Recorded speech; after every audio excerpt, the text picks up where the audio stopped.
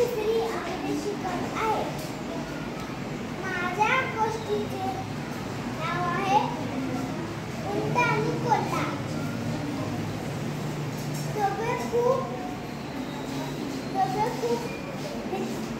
खूप चांगले मित्र होते. त्या दोघांनी एकदा ठरवले की आपण नदीच्या पलीकडे जाऊन शेतकऱ्याचे धान्य खाऊ.